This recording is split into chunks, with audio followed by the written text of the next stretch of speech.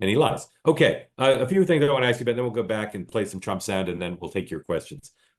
Number 11, please.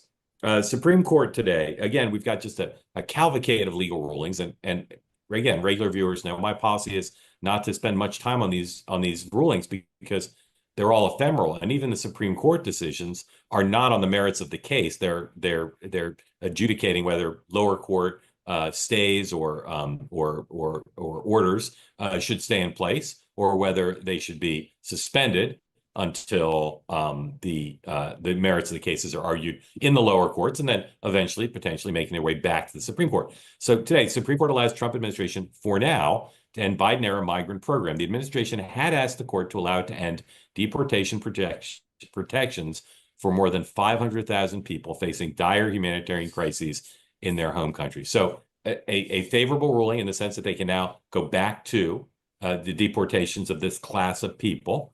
Robbie, what do you make of this decision? What significance do you attach to it?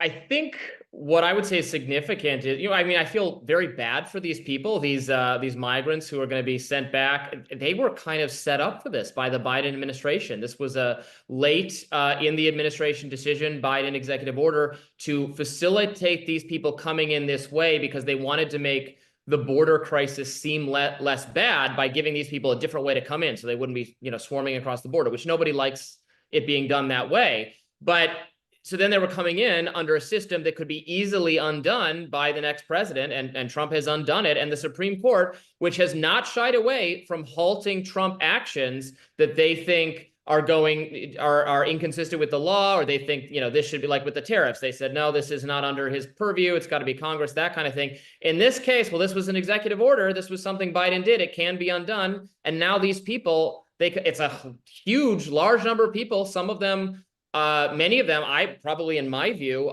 with legitimate claims of political persecution or whatever kind of problem they're facing in Venezuela and Haiti and other places, I personally would be fine with them remaining in the country, but the Trump administration is going to take actions to deport them consistent with what they promised the American people they were going to do when they ran for office. And I, just continue to hope we get a saner immigration policy someday from Congress, although Congress isn't going to do anything, period, end of story, which is becoming deeply frustrating on many levels.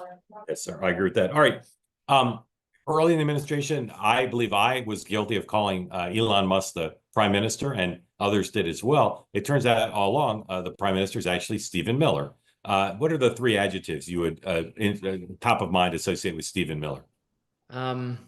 Vampire-like, soul. I don't know. This is not my favorite person. Administration, clearly. Okay. How about this? What's one positive thing you could say about Stephen Miller? He's an extremely effective communicator on behalf of the administration. He understands the MAGA base absolutely. And this time around, the key difference between Trump administration 2 and Trump administration 1 is this time there's nobody in the way who's not really a MAGA true believer and wants to do typical Republican policy from, the aughts or something. No. This is people who get the MAGA base and who view Trump as a successful product or almost a fandom, and who know what the greatest hits are and know to play them every day and keep the base energized and happy. And not just vibes, they're doing policy that comports with what the base wants. Stephen Miller gets that perfectly, and he's the right man for the job. In that case, I just have where I differ from the Trump administration is on some of the immigration and then a lot of the economic policy. But that's what they believe they're doing, and so they're doing it. All right, here is the aforementioned and the vampire-like, in the view of some, Stephen Miller talking about the Supreme Court decision number 12. That the gentleman's referring to is CHNV, Cuba, Haiti, Nicaragua, Venezuela. But more specifically, it's the program, this is a very important point because this context is often missing. It's the program that was launched by the Biden administration to fly illegal aliens into the country by aircraft.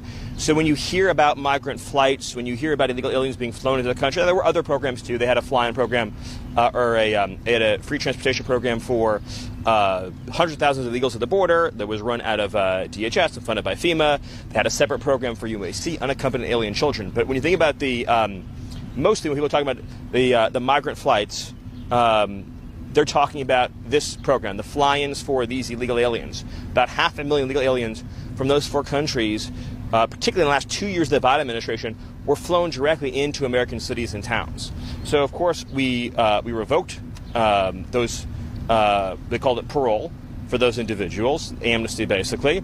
And now, of course, they're all subject to deportation from the United States.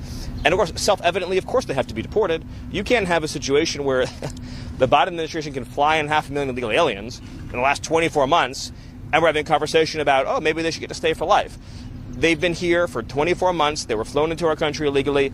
And the good news is the airplanes travel in 2 directions. Classic Stephen Miller line, airplanes travel in 2 directions.